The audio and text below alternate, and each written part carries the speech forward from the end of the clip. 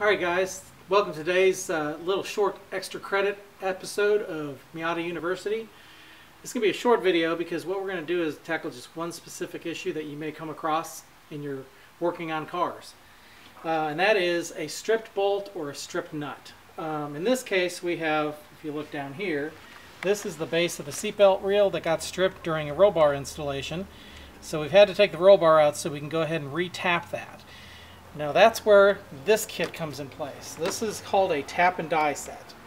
And essentially what they are they're taps and then there are dies. Taps are used to tap a hole to rethread or recut the threads in the hole.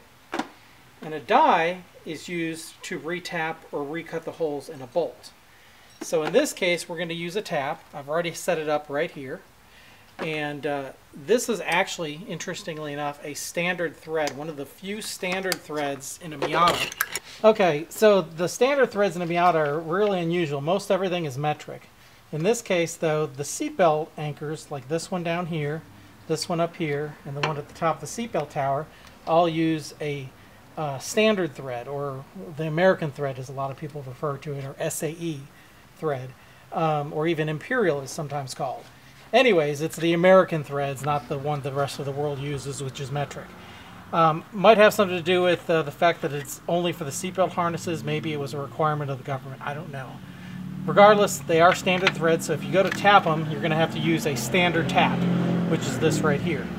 In fact, if I'm looking at the size of it, it is a 7/16 by 20 tap.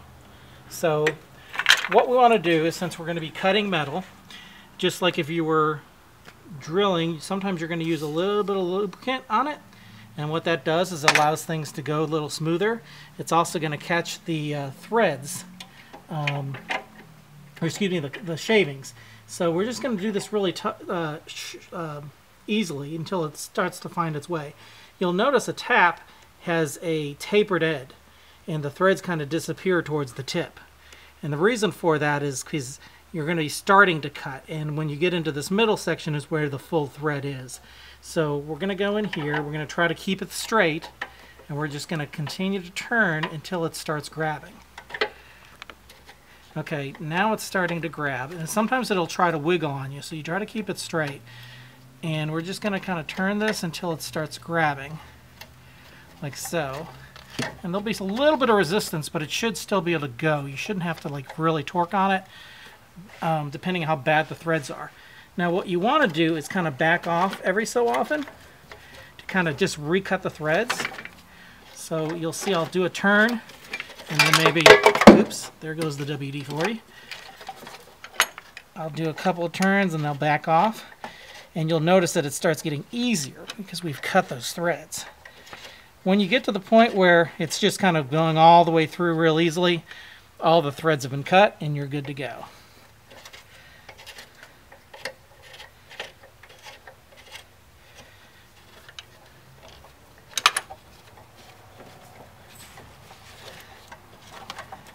Now a lot of tap and die sets come with real basic tools to hold the tap. I found one of these at an estate sale, and it's a nice thing to have. It's kind of a T-handle, and it holds the tap really well and allows you to keep it straight. So that's something you may want to invest in. As far as taps go, Harbor Freight, I know they're cheap tools, but for the amount of times you're ever going to use a tap, it's probably more than adequate for most people. Unless you're a professional mechanic, a lot of the every so often tools you might use, Harbor Freight is a good solution, believe it or not, for the home mechanic. So as you can see, it's starting to go in much smoother, and we're almost through. I can actually start seeing the edge pop through, and there we go. So now you can see it's spinning nice and smoothly, and I can back that out. And it is a fully retapped hole. Now, obviously some holes have to be enlarged to do a larger tap, but if it's not too bad, retapping to the original bolt is more than adequate. There's still plenty of metal in there that we were able to use, and it's provided a nice, clean tapped hole. Okay, so as you can see, tapping a hole isn't that bad. It's not that hard to do. The die is essentially the opposite version of that, where again you're recutting the threads in a bolt. Honestly, most of the time it's just cheaper to buy a new bolt, unless you've got some rare bolt it's going to be hard to find. But in this case, it's a standard bolt. We're just going to go ahead and buy another one at the local hardware store, rather than rely on having to retap the threads on that, because original threads are always more performant. Well, that's the end of this extra credit for Miata University on how to fix a stripped thread.